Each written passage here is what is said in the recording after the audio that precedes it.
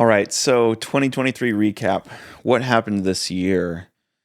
I'm just going to share with you. Let's see, I wrote down three, four, five, six, seven or eight things that happened this year that really changed who I was and changed who I am and how I'm thinking through next year. But even more so, just taking stock at like what last year was like and just really pausing for a moment and going, okay, let's do a quick recap.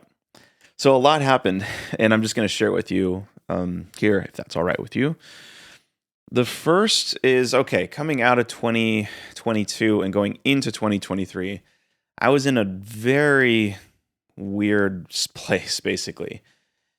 Um, I just basically hit like a dream of mine, which is to become financially independent and retire, and not like financially independent and retire like my business makes enough money where I don't need to do anything, or like I have enough money so I never need to work again, but like really have a substantial like presence in the world and be able to have true passive income that can just afford our life. And our life's honestly kind of expensive. We've lived in New York City, San Diego, and, in like some of the most expensive neighborhoods. And so it's kind of like, well, that amount that needs to come in needs to be a lot. So it's always been a goal of mine. Like, how do I do that? And so I just came out of a season of building basically and sort of hit that mark. So we had enough rental property income to take care of our expenses. I sold majority stake in like an e-learning business, which I'll talk about in a little bit. And um, and I'll talk about in a little bit too, bought like our dream places, all over the United States that we really wanted to live. And I honestly didn't really plan for anything outside of that.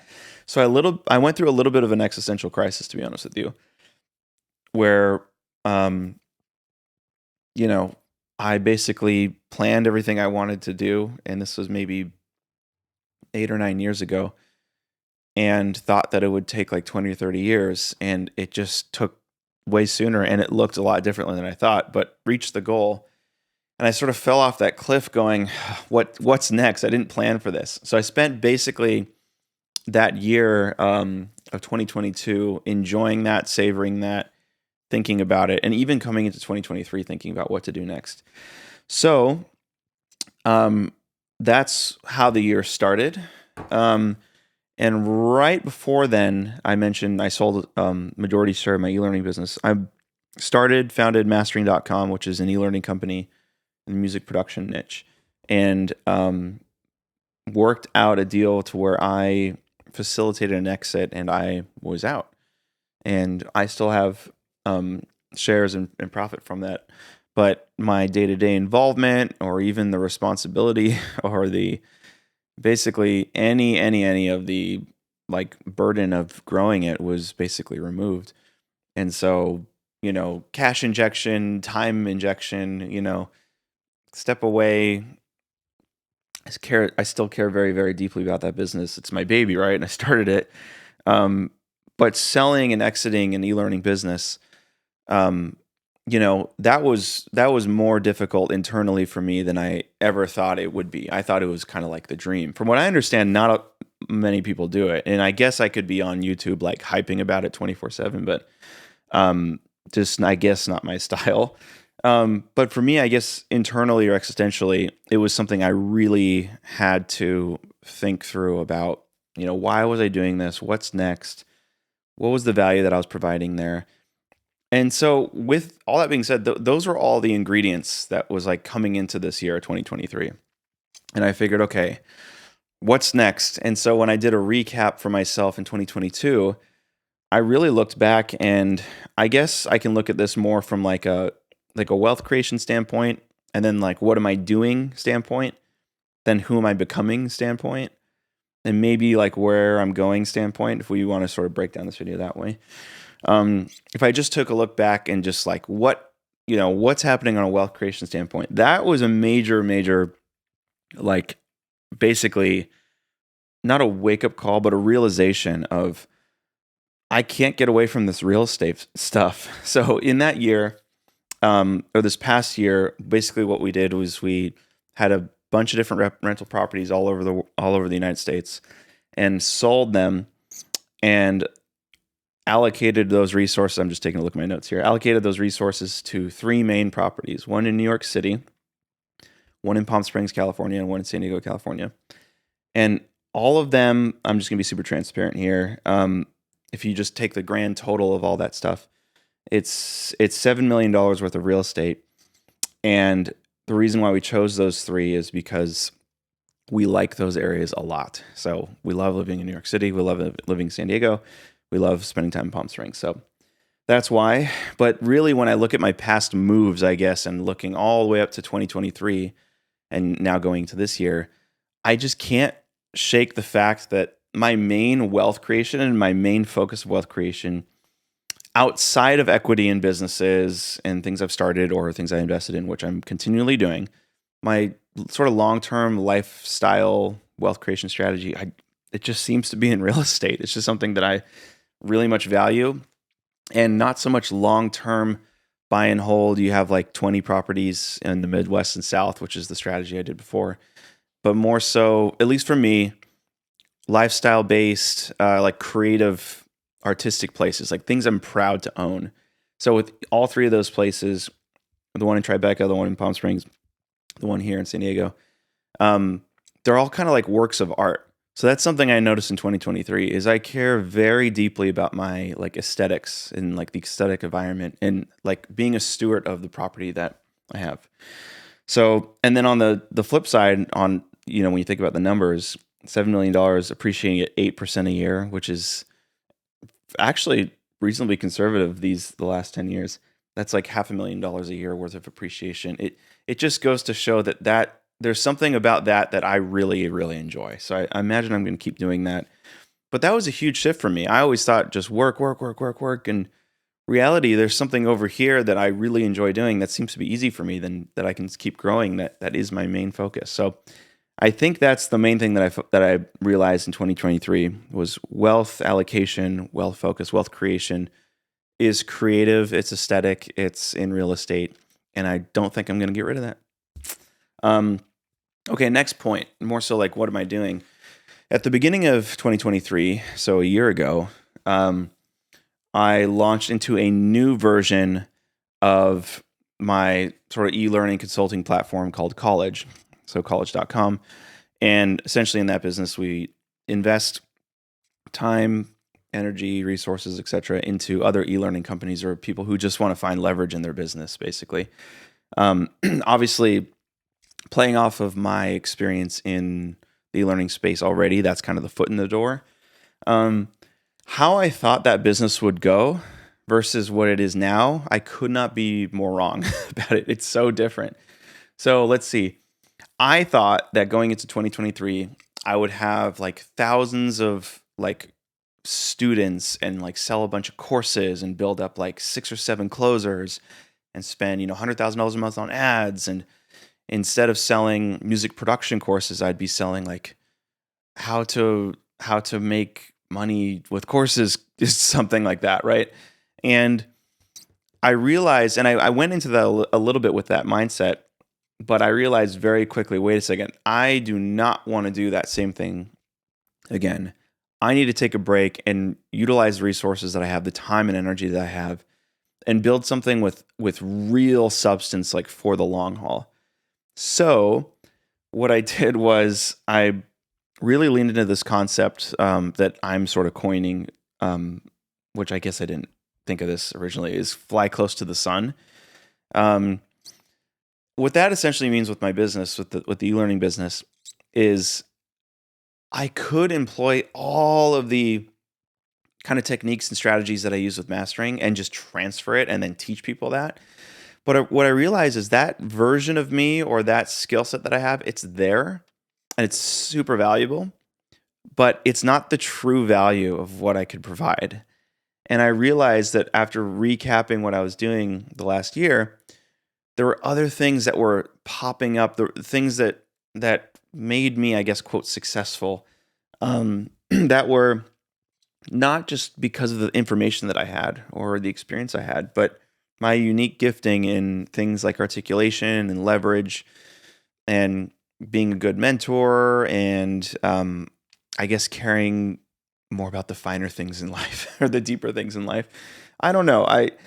I really was thankful that this year looked a lot different. So what I did was instead of just repackaging all my experience and then selling it and then just scaling it, I decided to lean into those unique skill sets that I have and be very curious about it. And so this entire year I've been flying close to the sun. In other words, I'm sort of making things up as I go and relying very heavily into my intuition, realizing, okay, I am past 30. I'm 32. And no more like copy paste, just do this framework stuff. I really have all the resources and skill sets inside of me. And if I need to move forward in any significant way, I can really just tap into that and trust myself more and be resourceful and help, bring some people along that know things that I don't know, but it's not going to be my little marketing space. It'll be from spaces like outside of the marketing world. That has proved to be the thing I'm most thankful for when it comes to business is just flying close to the sun. What I'm learning is that I'm learning and growing with be as opposed to do. So instead of like writing projections saying I want to make $30 million this year on a whiteboard, or I want to do this. I'm instead focusing on be. So who do I need to become, or who am I, in order to continue improving on pouring into who I think I'm created to be and who I think I can serve as well in this world. So that's also paid off like literally with the business. With mastering, the business was so complex in a good way, in that it was diversified with how we got clients, right? Different challenges or ads or email list, whatever. Big team, lots of marketing, lots of sales calls, et cetera, et cetera. With this business, because I relied so heavily on my intuition, I delayed all that. And so basically ran 0 ads, virtually no staff. By the way, all that's going to change this year. More on that later.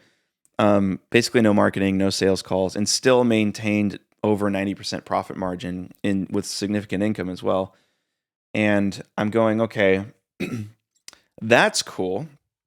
Going into 2024, I basically realized, okay, there's a lot more leverage here in this business. Is if that can exist, with that much leverage, with not a lot of, upkeep or bringing people in, and it still can create a lot of profit. My question is, why not just keep doing that? Well, I think that time's over. I think that's going to change in 2024. I think most marketers would kind of just look at the last year and go, wow, I built, like a really viable, substantial business, e-learning business in some sort of consulting leverage group space. And I do it with 90% profit and no ads and no staff. And I can show you how to do that too. And for 20 grand, you can do this and I can show you that. And, I'm kind of, I hate to be so cynical, but I don't think that best serves the market. Because you're basically just perpetuating some sort of synthetic economy that you're creating for yourself. That is valuable for sure. People want to know that stuff. But what I'm going on is like, okay, that was a win that I was able to do that. I think now the idea is I'm a steward of a business. I'm not just building this thing for me. How do I basically lean into that more and have ads and staff and marketing and sales calls, like just do the exact opposite, but in a way that's truly, truly, truly valuable instead of just, hey, I'm doing this thing, you can copy it. And that's been the most fun part with my business. So really, really excited about that. 2023 was fantastic with that. Only going up from there. Okay. Another huge shift about 2023 is my family and I made the decision to, instead of spend the majority of our time in New York City and spend only like basically a month or two of summer here in San Diego and then maybe a month in winter in San Diego, we're kind of doing the opposite. We're choosing to live more so full time in San Diego. Now, why in the world am I telling you this? Because For our 10-year anniversary, my wife and I, we celebrated that. And when we went to Italy for our 10-year anniversary. I remember we were floating on this like mattress in one of the like hotel C's, whatever. And and basically just felt so present in the moment and figured, wow, this is incredible. Like just being so present. We really were able to take stock of our lives and go, what do we actually want for our life and our family? And some comments were made like, gosh, is New York City it for us right now? Granted, we just bought like our dream apartment in like an A+ neighborhood. Um, it's it's like beautifully furnished. It's like, I mean, couldn't be more of a dream. What we both realized is we were out of alignment. Where here's what we noticed is we came back to New York City, and then boom, hustle. What happened was our 5-year-old got on the subway. Like, come on, let's go, go, go. And we lived downtown, and the school was on the Upper West Side. Like, get on the subway, go. Dodge the homeless person here, and dodge the crazy person here. Okay, get off of Times Square. Take the take the local train now that you're on the express. Um, and then my wife would come back to just our empty apartment, basically just her, and then I would be in my office, and then our son would be at school for 7 hours a day. And I'm going, wait a second. All of the dads here at this school are all working at Google or Facebook or some hedge fund or whatever, and they work like 12 hours a day. And all the moms are also doing that. They're also working at Google and hedge funds. And so like nannies or something like this are usually in the picture. And so like the reason why school is in place is to like basically fuel and fund that lifestyle of being in New York City, et cetera. And so we kind of just were like, well, what if we just spent a lot of time together as a family? And instead of just leaned into that of like, you're going to school for 7 hours a day and I'm going to stay in my office and then you're going to stay at home. Why don't we just be together and hang out more? And so we made the tough decision at the time, but so easy to make once we were like centered on it. For basically like, let's just put our place up in New York for like short-term rent or midterm rent and just see if anybody would want to stay here. Sure enough, tons of people do. I won't tell you for how much, but for a ton of money each month. And it was like, well, there you go. Like we can rent out this place and we can come back and visit whenever we want. We pulled our son out of school, uniform school, like, classical education. Came to San Diego. Now we're here. I can see the beach from my house. Spend tons of time there. We're always together. And it was just like, whoa, this is way more aligned. And for me, that was the biggest lever to pull because energetically, it wasn't aligned with who we were and what we were building. It sort of served its purpose. Does that mean New York is like not in the future? No, we're actually thinking about, do we like kind of be more nomadic and just kind of be able to be there if we want and then be here if we want? And I think we're leaning in that direction. But the whole point is that we couldn't see the lack of alignment or the misalignment until we got out, which is kind of unfortunate to see. Okay, first of all, something needs to change and we have to have the guts to do it. And that was a huge shift that happened. So that was later in 2023. It was the biggest lever to pull by far. I become much more sort of zen, more aware, more present, more available, and just really feel like that was a great decision. So there's something between a static and a dynamic environment that I think I was playing around with. As the business that I'm building will be and is becoming something more dynamic, I need to have more of a static environment. Whereas New York, you're there for work. And so your life is dynamic. Everything's dynamic. So anything that's static is really just like leaving or going upstate or something. So that was a huge shift there. Let's see. I have a couple more things here and then we can wrap up. One seems a little trivial, but for me, it's huge. And I would encourage you to think this way as well, is some sort of physical practice. So for me, since being back here, I got to go back to training with my martial arts instructor since I was 6 years old. So for 27 years, I've done martial arts, specific Okinawan Goju-Ryu karate. Um, I got a black belt earlier on in life, and then just continued to train, and that's been huge for me. And that was kind of lost when I was in New York City. Now that we're back, I'm pretty heavy on that, so at least 2 times a week, and I'm noticing how there's some fundamental shifts in the awareness of my body. And okay, you might be thinking, well, that's great. Exercise is good. It's always good for mental clarity, bringing awareness to the body. Yeah, yeah. But for me, it's directly applicable to life and business. The things that I'm realizing as, like, a grown adult doing it now, back with my primary sensei, is um I know all the moves, I know all the techniques, but bringing awareness to my body and just allowing my intuition in the way that I can, again, bring awareness to my body and have it tell me what to do as I train, has been massive, because I realize it's a direct correlation to how I'm running my business. I know all the right things to do. Just do it. But if you live into, at least for me, if I live into my intuition in a simple practice like kicking a pad or doing some sort of form or kata or something like this, um, I know all the moves. I know all the moves.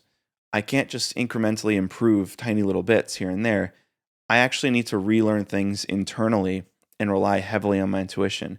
So that's what I'm doing in that, and it's absolutely a direct reflection of my business, 100%. So I'm going to continue doing that. Um, the couple more things. This one I might lose some of you here, but if you don't know, I've been a committed, sort of classical Orthodox Protestant Christian, basically my whole life. And when we moved to New York City, I trained. I was essentially thinking about doing like a seminary track and training to become um, like a church planner, vision caster person, I guess. But really, the main thing was to preach, and that's always been a huge passion of mine. I do that, and I have done that almost my whole life, now that I think about it. But I trained under one of the best well-known preachers. He actually recently died. His name's Dr. Timothy Keller. I was able to train with him in New York City, very intimately for a couple years, and learn sort of the best of preaching. And in that journey, I was pretty centered on, okay, there's going to be an outlet for this. I'm going to be able to use this, if you will. What ended up happening is, COVID hit. So that sort of was demolished. The way the church, if you want to put it that way, responded, I was very disappointed with. It was basically just Zoom church. And it was a very real missed opportunity. And then to cap it all off, 2023, my mentor, that gentleman I was telling you about, Dr. Tim Keller, he passed away, unfortunately. So I sort of took stock of all that and went, okay, what place is there for me? And practically speaking, those are the things I'd be thinking about. But over the last, just being very real with you, over the last, I could argue my whole life, but really over the last 5 or 6 years, I've been moving more from a Protestant sensibility to more of a Catholic sensibility in my faith. And that is first been an intellectual conversion for me. But now I'm starting to realize that it's like a tractor beam. I'm being pulled in.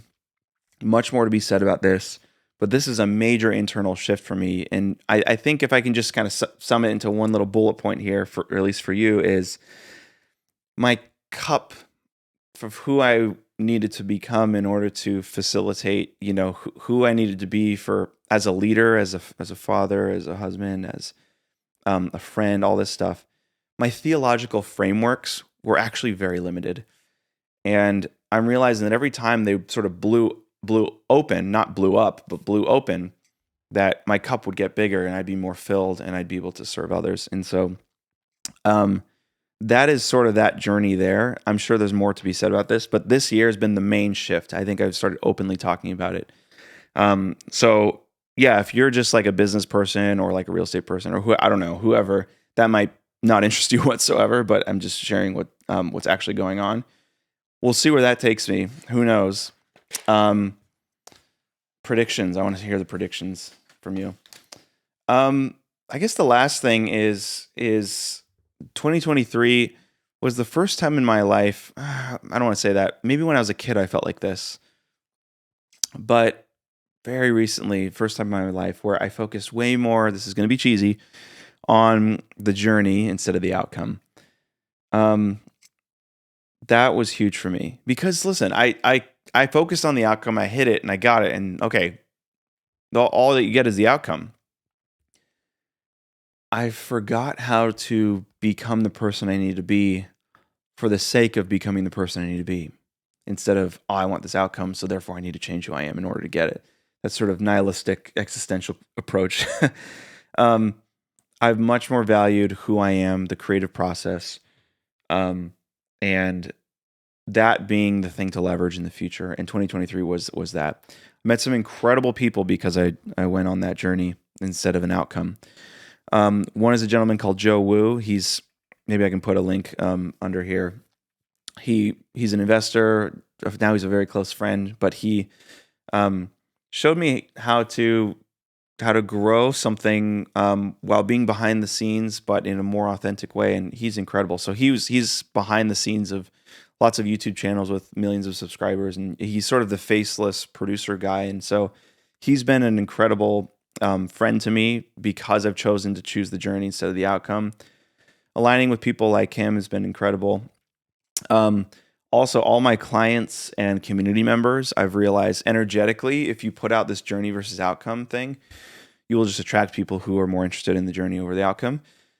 So, absolutely, have met some of the finest people in the world um, through my community and my clients, the people I get to help, and also family and friends. Digitally, I've been able to connect with more people. And again, this journey versus outcome thing, it does resonate with people with what I think people are going through right now.